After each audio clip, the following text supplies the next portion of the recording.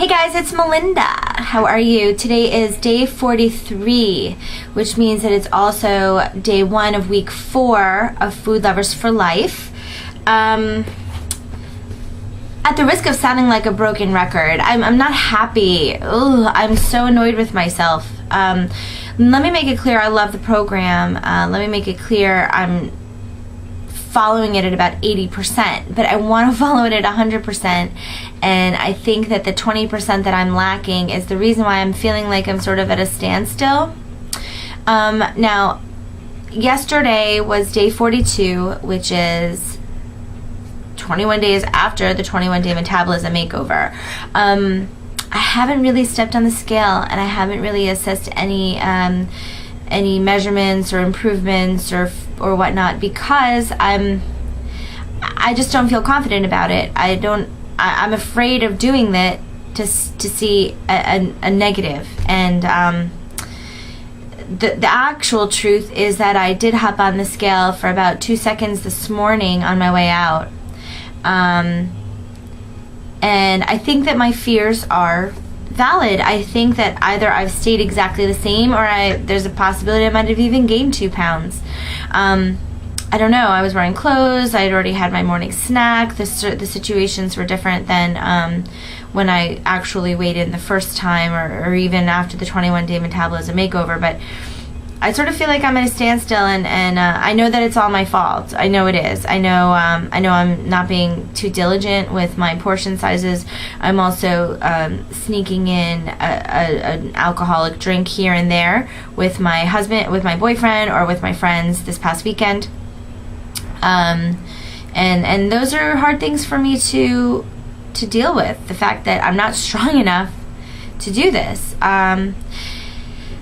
Plus, I had a little bit of a story to tell you from last night. So, as you know, my boyfriend is a chef, and we both love to eat, which means that we both could stand to lose a couple of pounds. Now, he's been picking up on some of my habits for the most part, especially in terms of breakfast and dinner. And I've been doing a lot of the cooking lately, especially for dinner, because I want things to be my way. And he's eating it by proxy, and luckily for both of us, all the meals that I've created are just delicious. So there hasn't really been any problem. He wanted to cook dinner last night, though, and he had a concept for a Mediterranean pasta. He used whole wheat pasta, and then he also used some artichokes, some olives, and goodness, I don't remember the rest. I know that there was chicken in it. Oh, sun-dried tomatoes and chicken. Now, the sun-dried tomatoes that he got were packed in oil. I asked if he could please rinse them before he utilized them. And I also asked that he get artichoke hearts and olives that were packed in water and not in brine, so that there was less salt and no oil. He did that. When it came to the chicken, he called down and asked me where the all-purpose flour was. And I haven't thrown it out, but I did hide it. And I said to him, what do you need it for? And he wanted to coat the chicken with that and some salt and pepper. And I said, I would actually prefer if you didn't do that, especially the fact that you're seasoning it. You know that I'm trying to stay away from salt, and you know that I'm trying to stay away from white flour. So if you really need to coat it, can you please use the whole wheat flour? And he said, no, it wouldn't taste good. And then I said, well, why are you doing this anyway? You're just doing a saute. If you use the flour, you're going to have to cook it in oil. And you know that I'm trying to stay away from oil. And he said it was just going to be a light saute, and that the coating would make it taste better, and blah, blah, blah. And I said to him, like, hi, are you new? It's been 42 days. I haven't used white flour. I try to avoid using oil when possible.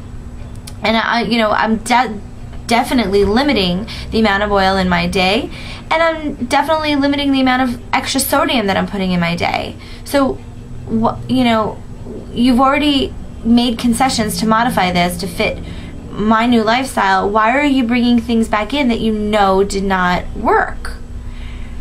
And he was like, it's negligible, it's not enough, it's not a lot, it's not enough to argue about. And I said, but it's a form of sabotage.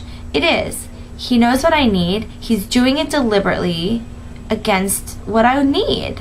that's sabotage, in my opinion. And it started a little bit of fight because I feel that in the past he's tried to sabotage me on doing other programs when I would, I would be knee deep into Nutrisystem where, all the food comes to you and whatever, and he'd